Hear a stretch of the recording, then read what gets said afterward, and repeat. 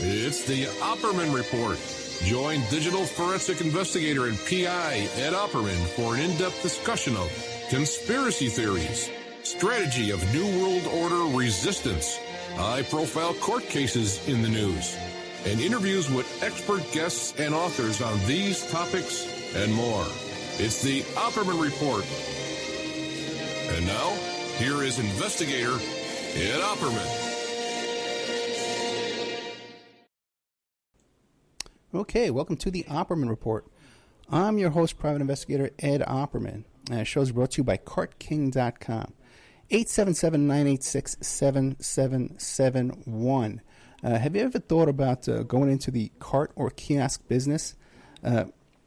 Perhaps the current business you have right now wants to add additional point-of-sale locations across the country quickly. Maybe the facility you manage could kickstart revenue by adding coffee, food, or retail services. CartKing.com can be the answer to your needs. CartKing.com is a North American designer and manufacturer of the finest mobile retail, coffee, food, carts, and kiosks that money can buy. For 20 years, CartKing.com has been working with clients and corporations across America to provide indoor and outdoor carts and kiosks for any application. So what you do is you go to the website, cart-king.com. You pick out which cart or kiosk you think applies to your business. You give them a call at 877-986-7771. They'll custom design it for you. They'll custom build it for you. And then they'll ship it worldwide. CartKing.com. Okay. We got a good show for you here today. We're going to be talking about D.B. Cooper. The book is called Getting the Truth. I am D.B. Cooper. The website is called realdbcooper.com. And our guest is Joe Koenig. He's a private investigator, former police investigator, worked on the Jimmy Hoffa case. I think he was in charge of the Jimmy Hoffa case. And he's a forensic linguist, it's called. Joe Koenig, how are you? I'm fine, Ed. How are you? I'm good. Tell us about yourself. Who is Joe Koenig? Well, I'm retired from the Michigan State Police, 26 years. I was with the Michigan State Police, most of that in investigations. I retired in 1993. One of my cases was the James Hoffa case, and I was lead investigator for the state police on that, and also on several other notable homicide cases. I'm a certified forensic linguist. I'm also retired from the private sector. I retired from Hartford Financial, also doing investigations for them. And I began my private investigative career in 2005 here in the west side of Michigan, starting up KMI Investigations. And I focus on financial fraud and forensic linguistics. And I've also written a couple books. We got to have you to come back sometime to talk about the forensic linguistics and also the Jimmy Hoffa case, you know. Yeah, I'd love to. Yeah, definitely. What got you on the trail of D.B. Cooper? Well, I wrote a book called Getting the Truth. That was my first book, published in 2014. In early 2016, my publisher, Principia Media, Vern Jones, who owns that, got a call from one of his editors who said, "Hey, I may have a lead on D.B. Cooper." And so he explored that, looked into it, interviewed the source, and discovered that there may well be something to this. And it wasn't long after he started, he realized there was a large amount of evidence and a lot of investigative work to be done, and he called on me to assist him. In about mid-2016, I started on this. Why don't you give us the story of who was, for me, a lot of young listeners, you know, a lot of kids out there. Yeah, Who was D.B. Cooper? 'Cause I grew up knowing about D.B. Cooper, but the average kid may not. Yeah, let me read just a short passage from my book, which is Getting the Truth, I am D.B. Cooper. It's considered one of America's most notorious unsolved mysteries. On the night of November 24th, 1971, a man named D.B. Cooper hijacked Northwest Airlines Flight 305 bound for Seattle from Portland. In exchange for the 36 passengers, he received $200,000 in used $20 bills and 4 parachutes. He ordered the plane to take off from SeaTac, Seattle Airport, strapped the $200,000 in cash to his body, and parachuted out the rear of that plane into the dark, cold Washington state sky, never to be seen or heard from until now. So that's just kind of a very brief outline of what this case is all about. It's considered one of America's 3 most notorious unsolved mysteries. Yeah, so basically this guy, he gets on the plane like a regular passenger. He hands a note to the stewardess, and then he demands a parachute, 4 parachutes actually, and $200,000 cash, and then he jumps out of the plane, and no one ever sees him again. There you go. Yeah, and nobody was hurt. So it's taken on a Robin Hood type quality, you know? Yeah, right. And they made a couple of movies about it. You see it all the time on Unsolved Mysteries, that kind of thing. Yeah. D.B. Cooper. Let me ask you a question. But now, your suspect in this case, Walter Recca, did he live in Seattle? Was he connected to Seattle? Well, he grew up in Michigan.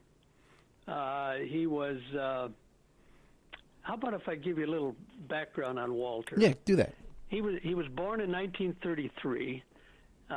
He joined the U.S. Army at some point. His dad died when he was about 7 years old. His dad was electrocuted in Frankenmuth, Michigan, and he grew up without a dad in the Detroit area, and had a rough childhood.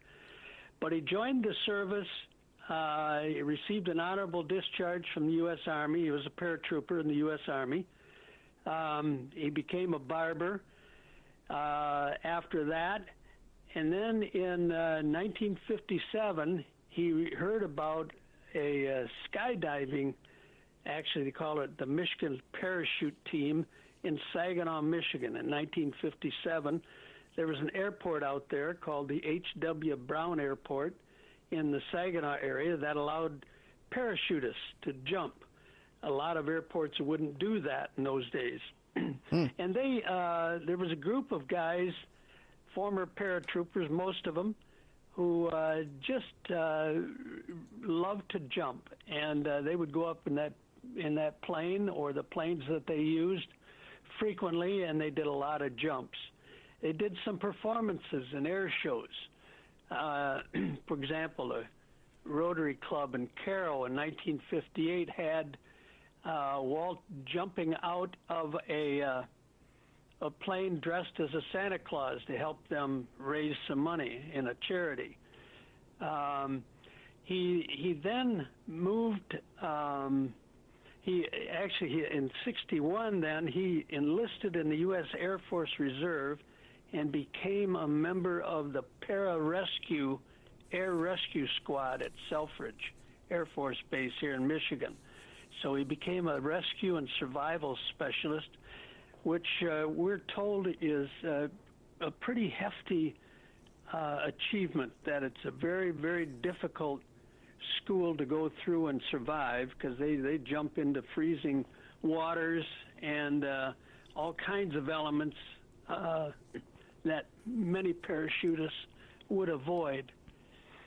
Anyway, he went from that. He retired then from the Air Force Reserve. He did some petty crimes, not so petty crimes. He was arrested for an armed robbery in Detroit, which coincidentally, before he left, he gave the manager some cash from his proceeds because she was very nice, and then he was arrested as he walked to the getaway car. So he was arrested, and then he eventually jumped bail from that. And when he jumped bail, he moved to Washington. So that's what took him out into the far out west, and he got a job with the Teamsters, and eventually did some welding at the Cooley Dam. And it was during that period where he became kind of destitute, was poor, didn't have much money, and he came up with this scheme to hijack an airplane and parachute out of it. Now, I know that part of your work here with this book, Getting the Truth, I am D.B. Cooper, and the website, realdbcooper.com, you also did a documentary film. Yeah, I didn't. Principia did, yes. Right. And some people came out, like his niece and his best friends. How did he tell people about this? Is that how they know about this? Well, he didn't tell anybody about it until when he met Carl and became close friends with a fellow by the name of Carl Lauren, who wrote a book called The Real D.B. Cooper, which is available on Amazon. Carl became kind of his best friend, and Carl was kind of the leader of that paratroop team in Saginaw. Well respected, a good writer, and when this skyjacking occurred in November of '71, Carl immediately thought that was Walt who did it.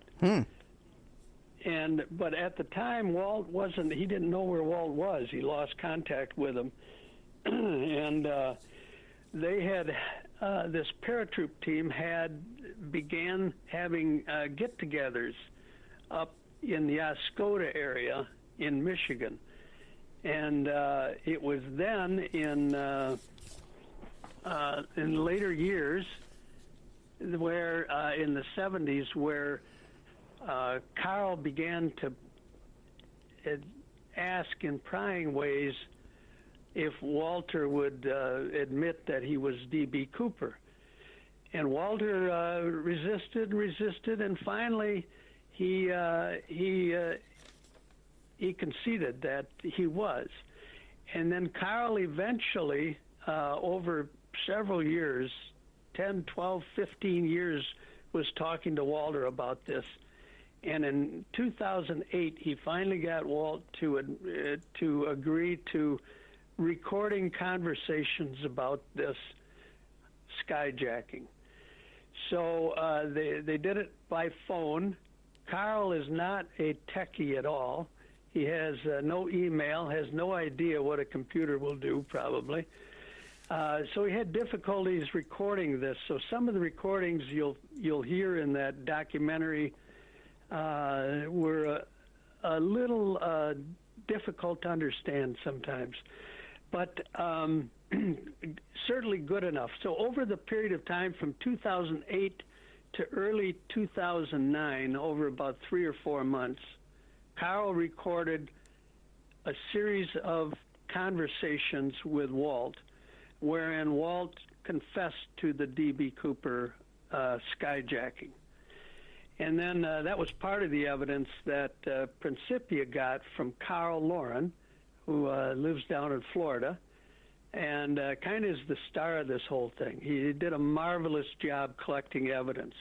After Walt confessed to Carl, Walt sent Carl through the mail all kinds of things related to and things, many things not related to the D.B. Cooper case.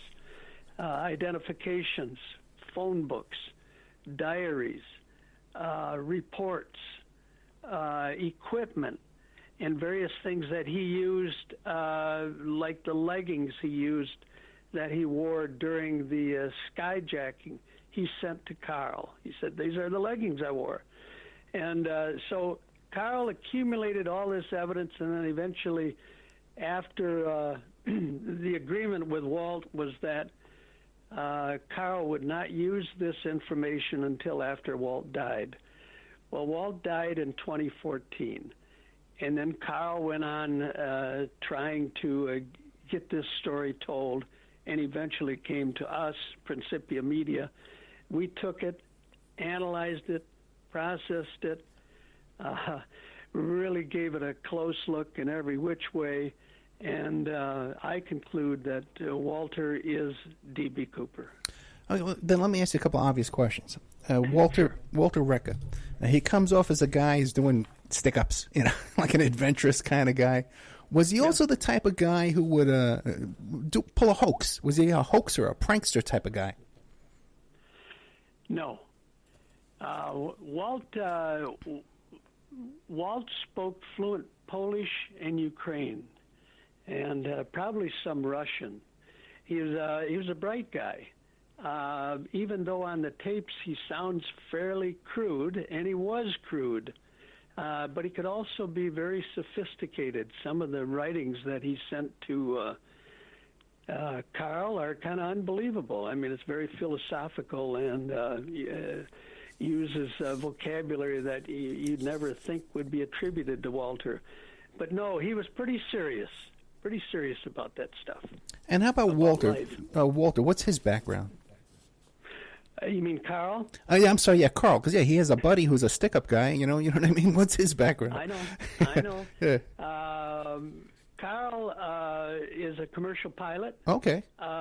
He owns and operates businesses. A very successful guy. He's written. He tried to write this book, but never completed it. And he wrote other stories. But Carl is really a fantastic individual, wonderful gentleman. One of the reasons Walt confessed to Carl is because he couldn't lie to Carl, because they had such a wonderful relationship, and he just felt guilty about stringing Carl along, and eventually said, "Okay, I am D.B. Cooper." And you've met Carl in person? I have. I did several interviews on this case. I flew to Florida twice to interview Carl, his wife, an attorney Carl used. And I also interviewed, in this case, there's some real good corroborative evidence. In addition to the very close similarities between how Walter describes the skyjacking went down, his conversations with the airline crew, and the evidence that he saw and left. He also gave us details about where he landed, who he saw when he landed, where they saw him, discussions he had, his activities right after he landed, and then also what he used his money for.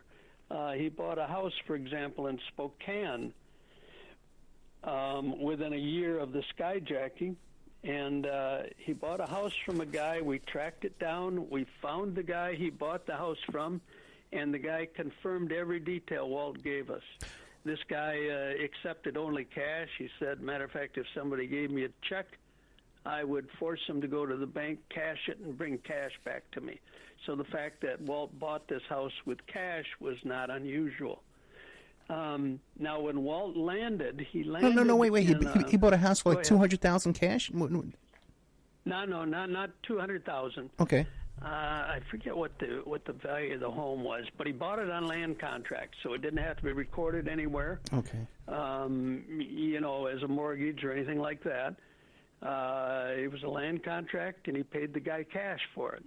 Okay. Any indication that Walter had help in his planning and pulling this job off? There is some discussion about, and I was about to tell you, where Walt landed. He landed in a place near Cleellum, Washington. And as he almost landed, he was looking out, and he saw some cars in the distance. Remember, it was late at night. He jumped about 8 p.m. In that area between 8 and 9 p.m. It was rainy, cold, windy, nasty Washington night in November. And when he landed, just before he landed, he saw some lights in the distance. When he landed, he hit a dead tree, broke his leg.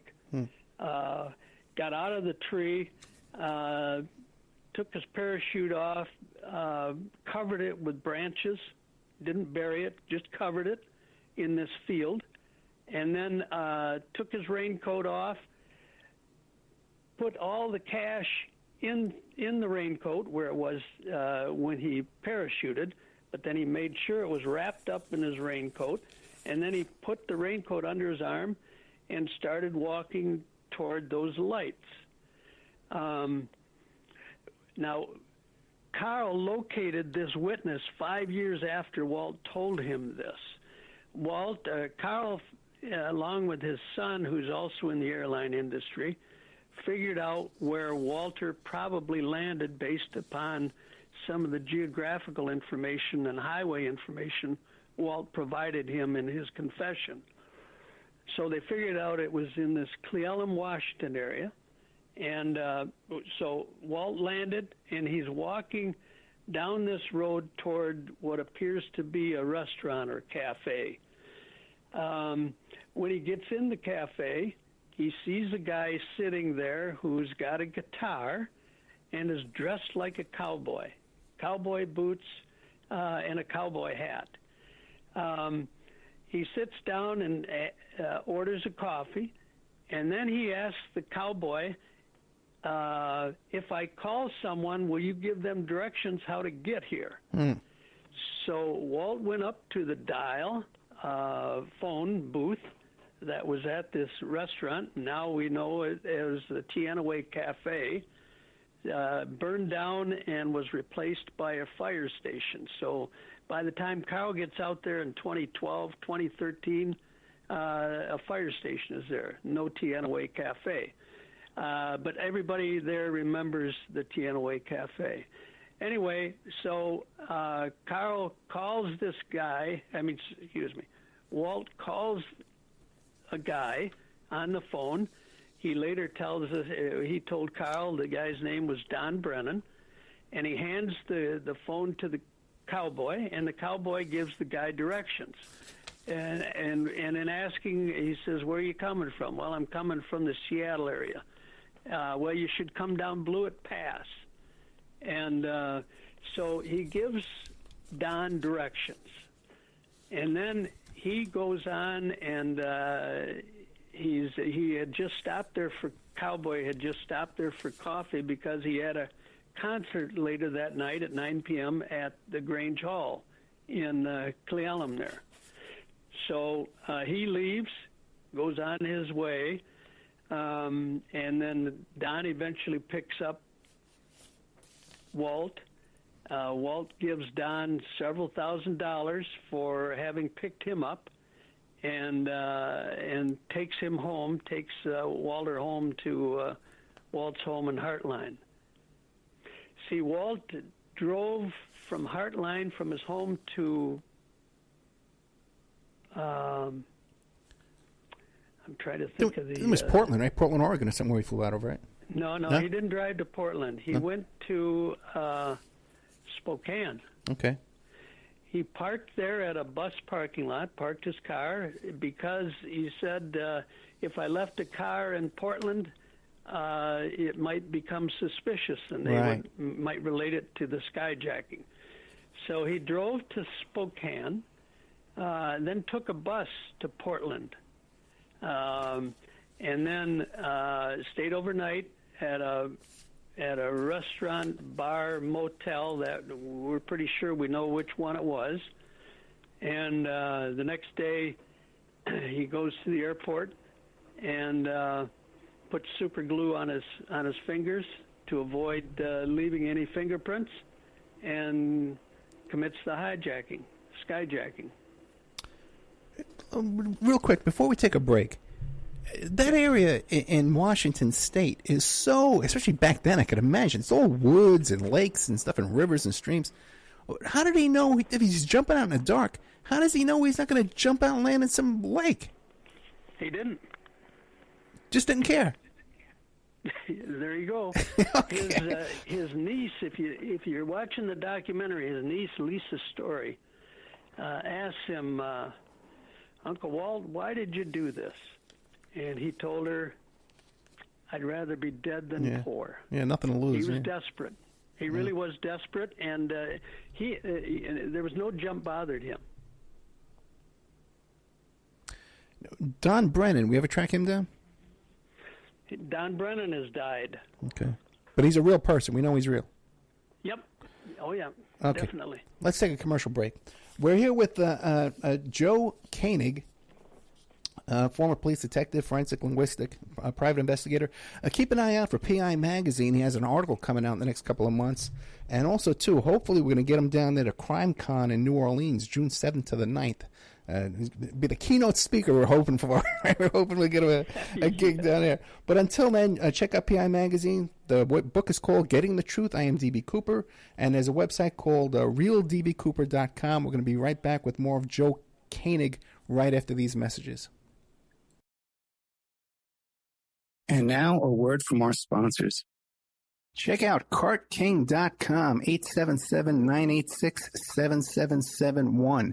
Have you ever thought about opening your own mobile cart or kiosk business? Perhaps your current business wants to add multiple point-of-sale locations across the country quickly. Maybe the facility you manage could kickstart revenue by adding coffee, food, or retail services, like let's say you own an office building or a warehouse. Put one of these carts there in the lobby. Well, CartKing.com can be the answer to your needs. CartKing.com is a North American designer and manufacturer of the finest mobile retail coffee and food carts and kiosks money can buy. For 20 years, CartKing.com has been working with clients and corporations across America to provide indoor and outdoor carts and kiosks for any application. From large, heated, and secure outdoor retail or food kiosks to smaller, more mobile coffee kiosks or coffee stations, coffee carts, CartKing.com designs and builds them all. Carts and kiosks are fun, and so are the dozens of designs on the website, CartKing.com. Please visit today at CartKing.com or just call them at 877-986-7771. Tell them Ed Opperman sent you and you get a good deal. Remember, all these shows on Awake are brought to you by emailrevealer.com. You can go to emailrevealer.com and get a copy of my book, How to Become a Successful Private Investigator. You also do all those kind of different services for you. Online dating service investigations called an online infidelity investigation. And that's where you give us your husband or your boyfriend, your girlfriend's email address, and we trace it back to their online dating websites. And we return a list of all the dating sites that email is registered to. We can expand on that investigation and trace it back to porn sites, escort service sites, swinger sites, gambling websites, and even prescription drug websites, and all kinds of digital forensics, computer and cell phone digital forensics, where we can recover deleted content from an email or a hard drive and produce a report for you that you can use in court. That's emailrevealer.com, or you can contact me at oppermaninvestigations@gmail.com. The Opperman Report is brought to you by SubhashTechnosis.com. Subash Technosis is a search engine optimization and website design company. They're located in India, so you know you're going to save a lot of money and get top quality service. They offer all sorts of business process outsourcing, data entry, banking BPO services, recruitment process outsourcing, software testing, offshoring, research network, customer care, press release, content writing and distribution, and much, much more. Now, you can get a hold of Subash Technosis by email at info@subashtechnosis.com. Their website is www.subashtechnosis.com, and their Skype is ANUSHASUBASH.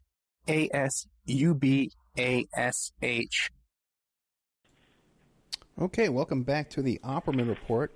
We're here today with the forensic linguist, private investigator, retired police detective Joe Koenig. The book is called Getting the Truth. I am DB Cooper.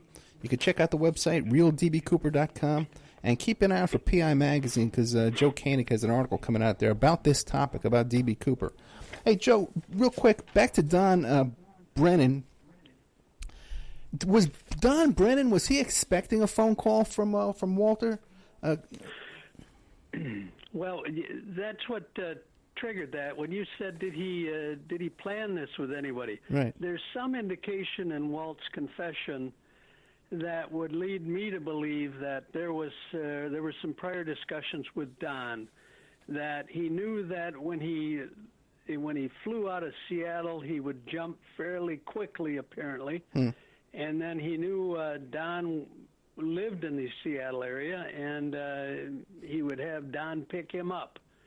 But Don didn't know when or how or where, probably, Walt was going to do this, but Walt went ahead and did it, and then he was, he's within an hour, 2 hours of Seattle, and he called up Brennan and said, "Hey, I did it," something to that effect. Just imagine hiking through those woods, in the dark, no trails, no no proper gear, no water, no. Well, I didn't get a chance to tell you that Carl located this cowboy. Ooh. And so Carl, 5 years after the fact, he flies into this Cle Elum area, and of course he finds the fire station.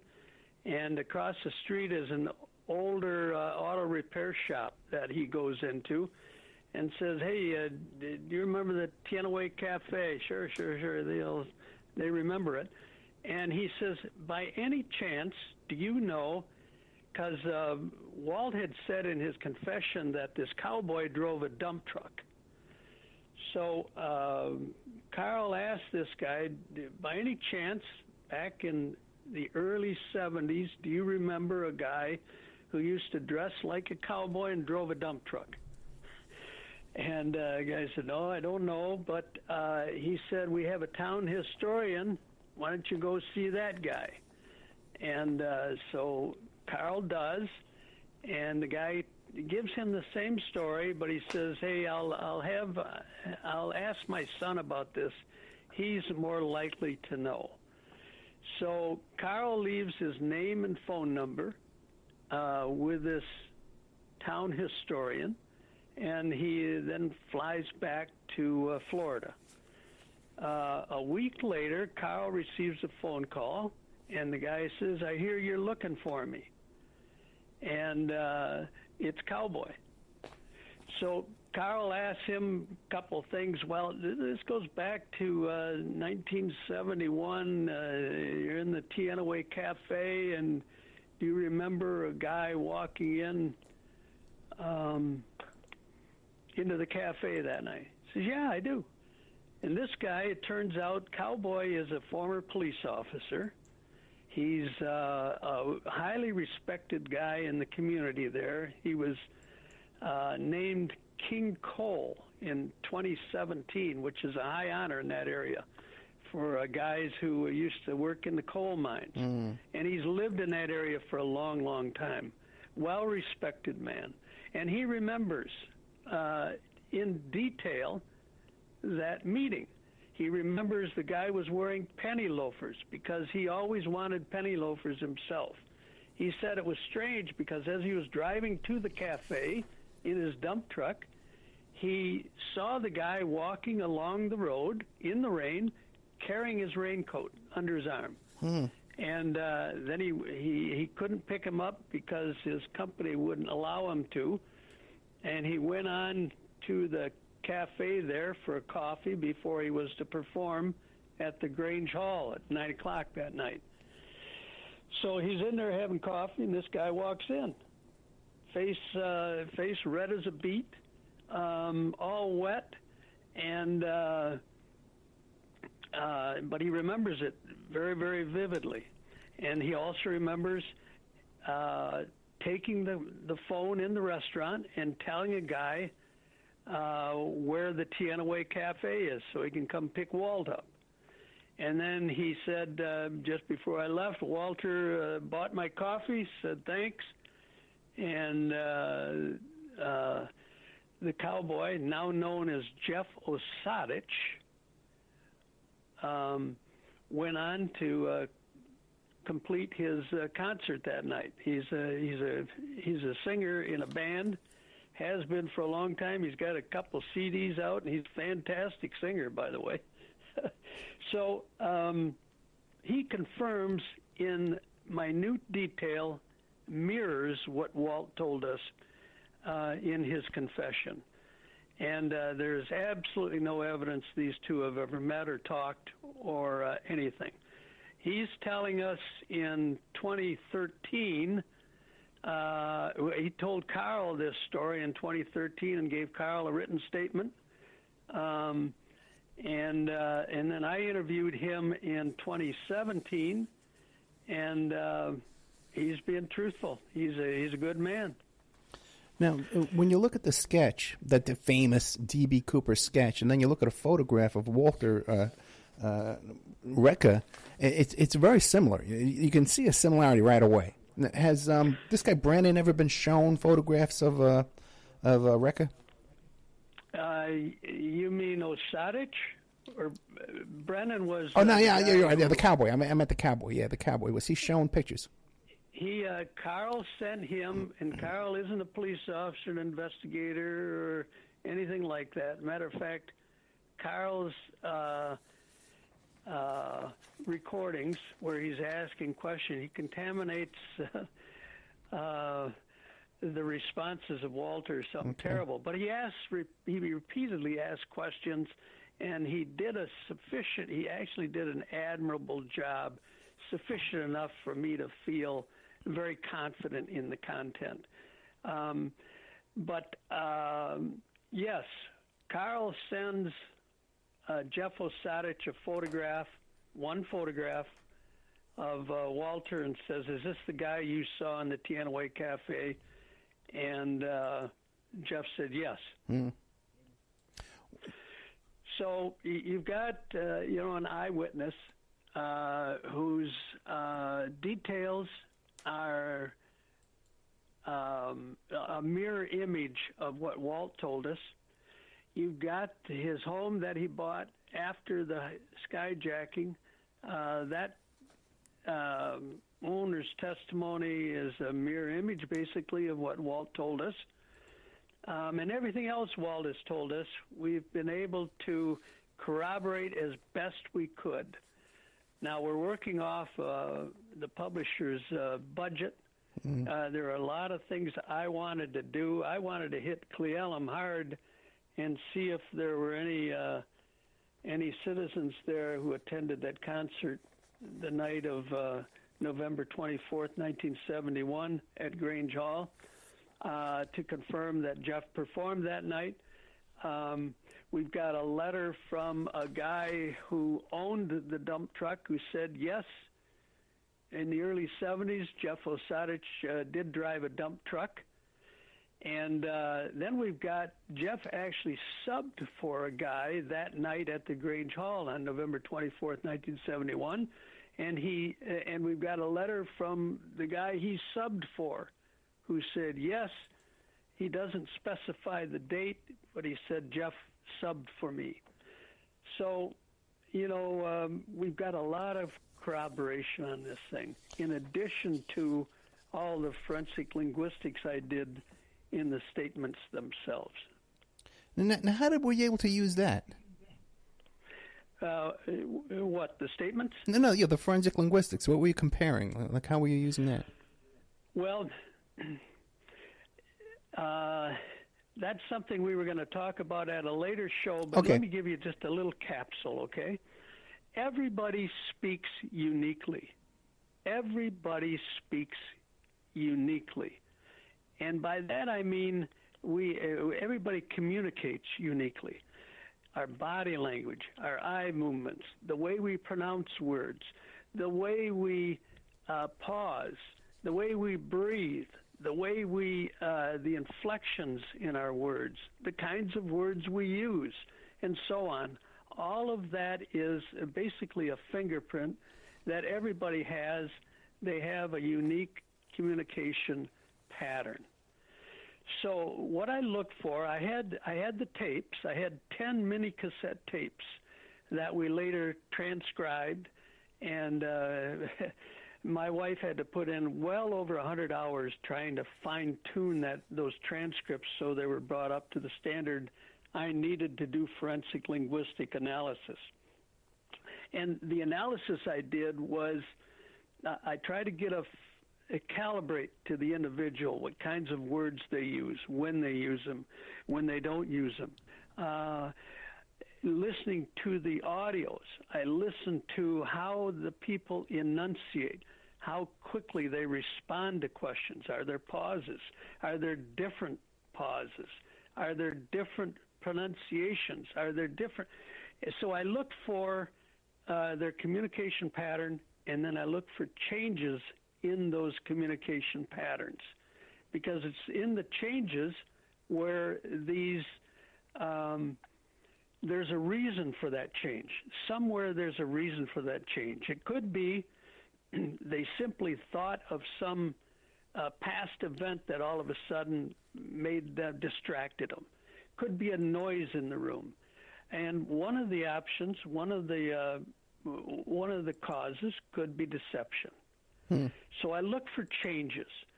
If the communication patterns are consistent, that's a good sign the person is being truthful. If there are changes, then I have to go in and figure out what caused those changes. So I listen to the audio tapes, and I analyze the transcripts. I count up how many words were used by a particular person. I color code those things, and I've got 104 pages of transcripts on the floor down below me, all highlighted, showing different words, different phrases, and different colors. And then I look for patterns. And I look to see, pronouns, whether or not, because the pronoun I is a very specific and important pronoun.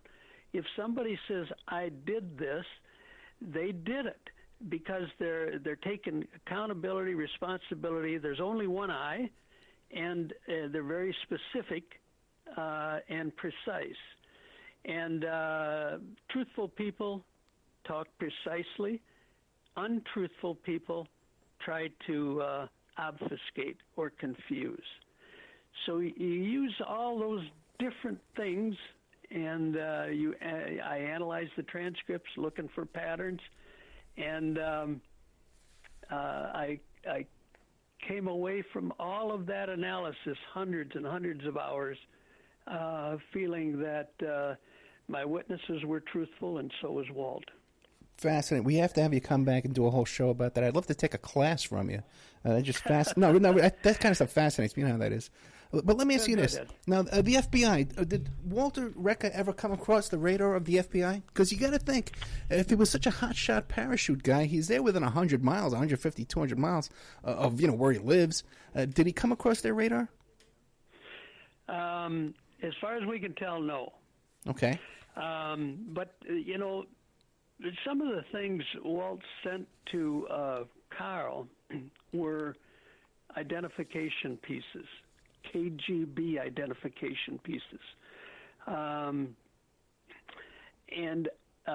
vaccination records, passport records, showing he traveled to the Middle East repeatedly, and to Poland, and Ukraine, and all of those places. And it's during that period where Carl had lost contact with him and had no idea what Walt was doing.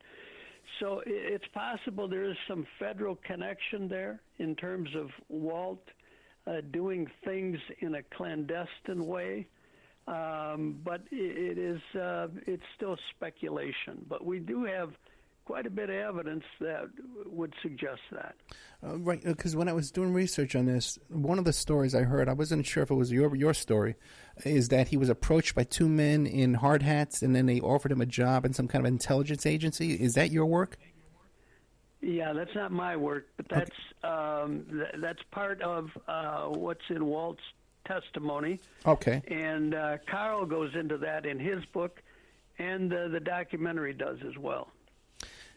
And the only indication of that, though, is that these passports and vaccination documents and stuff like that he provided for you?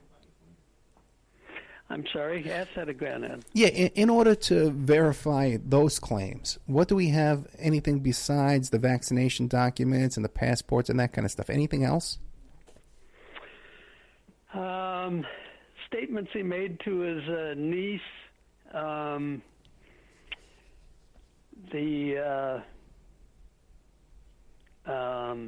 we have those records. I'm trying to think. Now, I focused on the D.B. Cooper thing, so right. I'm not the best person to talk to about those items, okay? See, but my concern would be, okay, if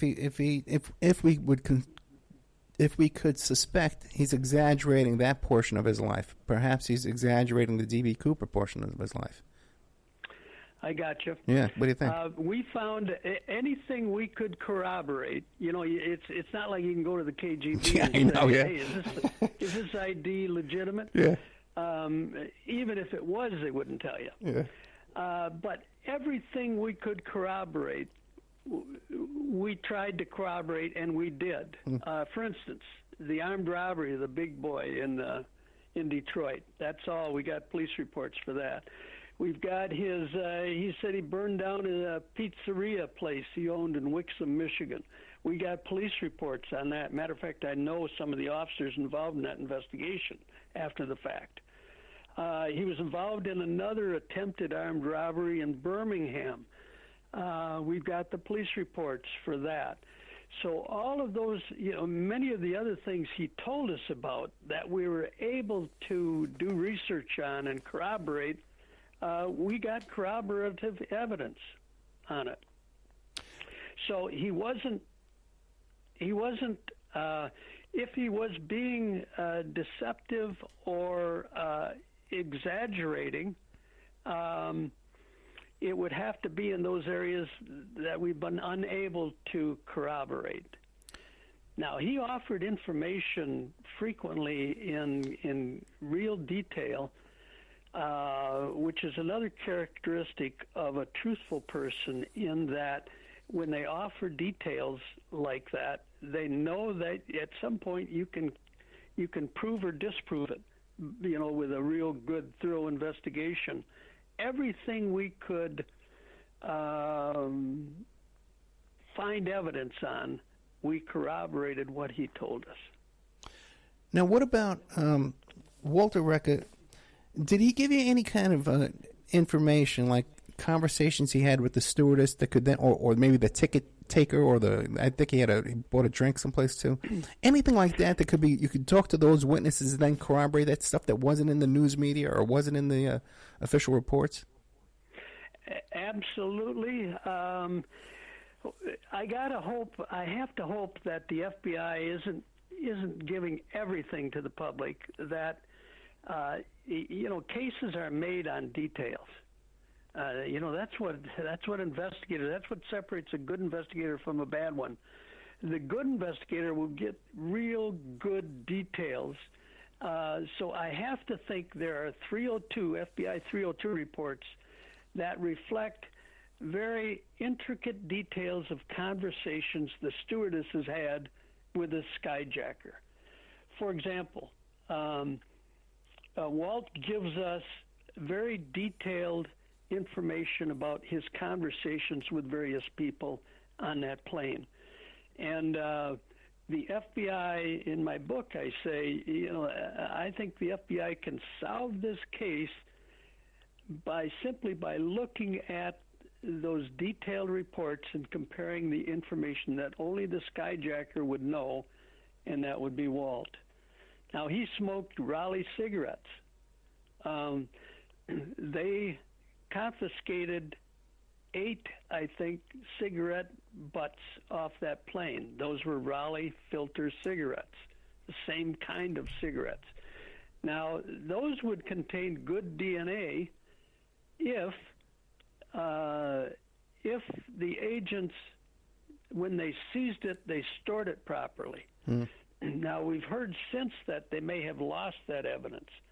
But if they still have that evidence, they could certainly check Walt's DNA against, you know, those cigarette butts. But in those days, that's 1971, remember, DNA wasn't even a thought. Yeah. Photographs took 5 days to develop. Fingerprints, you only had, they were only good if you had a suspect. And it goes on and on. I mean, many of the tools that law enforcement enjoys today were just a dream back then. What is the FBI's position on your conclusions and on your book? I don't know. Now, I got endorsements from former FBI agents, agents in charge. Jim Esposito was an agent. He worked with me on the Hoffa case. He became a special agent in charge in New Jersey. He wrote a nice endorsement saying, this looks like D.B. Cooper to me. And I got another one from Kathleen McChesney, who was the number 2, kind of like the Andrew McCabe of the FBI back in the 90s. And I'm not sure she worked under Mueller or Louis Freeh. It was probably Louis Freeh. But I have a wonderful endorsement from her. Police chief up in Oregon who endorses it. Federal prosecutors who endorse it have reviewed it and said, urge the FBI to review this material. So I'm hoping that the Bureau will pick up this book and run with it and start taking a close look at it and see if they can use that information to finally solve this case. What about any investigators who actually worked on the D.B. Cooper case? Anybody come forward and talk to you?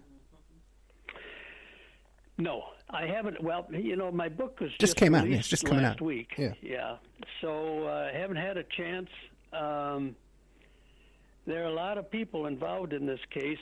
Many of them are no longer with us. Yeah. So it's getting more and more difficult to talk to people who are intimately familiar with this case. I should have took my time before I booked you. Who knows? In a couple of weeks, they may come out and say what the whole state was in. We're giving Joe Koenig. Come on with you again. Yeah, you might come. You're going to promise you come back. Thank you very much. Hey, so what do you want to leave us with? This is great stuff. I love this. What do you want to leave us with? Well, it's my book is an excellent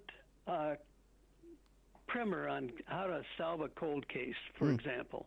It talks about biases and prejudices, and it talks about all the tools that you need to help solve these kinds of cases and how careful you've got to be. A cold case is entirely different from an active homicide case like the Hoffa case. That happened on my wedding anniversary, and I didn't see my wife for 4 days. Wow. And I was just helter-skelter. I mean, the pressure, you didn't have time to do anything. Cold case, you got time to work it. Think about it. But there are also political pressures. There's somebody paying your wages to solve cases, not to just investigate them. So you got pressure to produce. And so investigators have to really be careful about their biases and prejudices and make sure they're objective and that they evaluate each and every piece of evidence objectively. That's the important thing. Have you written anything about the Hoffa case? I haven't. Oh, you gotta. That's a great story. Yeah. Well, I've lived that case. Yeah. Now it's 47 years, and I'm a little tired of it. Okay. I'll tell you a little story that's in my book about Hoffa, though. Okay. Real quick. The Hoffa case, tremendous resources, police resources, were devoted to that case. I mean, it was largely driven by the media. I mean, I remember walking out of our interview with James P. Hoffa, now the president of the Teamsters, at his Lake Orion home, and we saw some lights in the distance. This was on the 31st, I think, of July, 1975. We're walking down there, and as we get closer and closer, we see a throng of people, and it turns out they're reporters with lights on. And we walk in there, and Kurt Grenier, the lieutenant from Bloomfield Township, who was the township officer, the local officer in charge, faced the media. And it was just so hectic.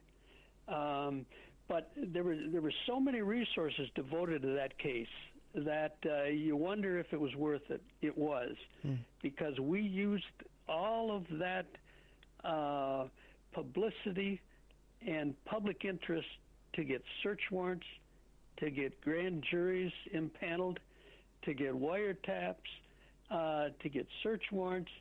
and we were able to really decimate the Detroit mob as a result of the Hoffa case. Direct result. Oh, yeah, I can imagine. You must have been swarming all over those guys. Joe Koenig, thank you so much. Getting the Truth. I am DB Cooper. The website is realdbcooper.com. Keep an eye out for PI Magazine. And hopefully CrimeCon in New Orleans, June 7th to the 9th. Joe, if people need a PI over there in Michigan, how can they get a hold of you? Area code 616-366-5856. And my website is www.kmiinvestigations.com. KMIinvestigations.com. Thank you so much, Joe Koenig. And keep in touch with us, too, if anything comes up next week. Okay, if the FBI gets back to you with the silver reward there. Thank you so much, sir. Thank you, Ed. Good night. It's been a pleasure. Thank you. Okay, so then we had Joe Koenig, private investigator, forensic linguist, former police investigator there, worked on the Jimmy Hoffa case, and in charge of the Jimmy Hoffa case. We've got to have him come back about that. The book, again, is Getting the Truth. I am DB Cooper, and realdbcooper.com. Keep an eye out for PI Magazine. He's going to be in PI Magazine. I got a couple articles back in PI Magazine. I got to go back and find those.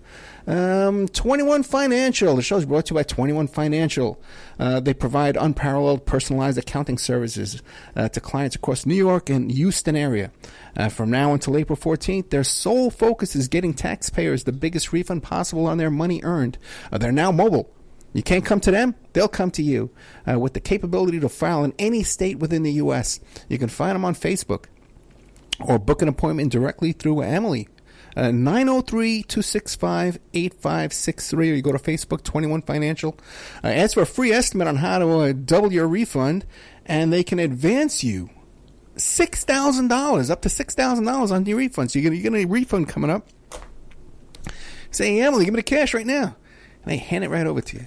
Who knows? Maybe you could fudge that refund. Right? Scam good old First Financial out of that $6,000. And it'll be out of luck there. 21 Financial, 903-265-8563. Hey, guys, if you like the show, if you like the Opperman Report, go to OppermanReport.com. Become a member. $6 a month, $20 a quarter, $75 a year. You go to OppermanReport.com. There's 200 exclusive interviews in there. That's like 400 hours. All right, of interviews. Who's working for you here? Good old Ed Opperman, man. In our members section, we have documents, scanned magazine covers, court docs, videos, all kinds of stuff in here. Exclusive stuff you won't find anywhere else. I dare you to find some of the stuff we have. It's my own personal work, my life's work here, as you can find it at OppermanReport.com. I become a member. If you want a little discount, you contact me directly, OppermanReport@gmail.com. You email me, say, hey, Ed, OppermanReport@gmail.com. I want a discount. What kind of discount can you give me, Ed? And I'll give you 13 months for $65. So you get an extra month and you save $10. And I get that money right away because it goes right into my PayPal account. And we're so broke here, that's what we got to do. Need a PI? Get a hold of me at emailrevealer.com. All kinds of stuff, asset searches, locates, forensics work. You know, we can do the cell phone forensics and computer hard drive forensics. Catch them cheating online. You give us your husband's email address. We trace it back to online dating websites. Adoption investigations. You want to be reunited from a mother or a father or a son or a daughter, separated through the adoption process. Locate people's personal current place of employment. You need to find out when someone works. You want to serve them with some papers. You want to get an income execution for child support. We could find out where they're working, find out what their assets are, find out where their bank accounts are. All that kind of fun stuff. Emailrevealer.com. Thank you so much. Thank you, Joe Koenig. RealDBCooper.com. Getting the Truth. I am DB Cooper. They caught him after all these years. Walter Recker. Thank you so much, Joe. Good night.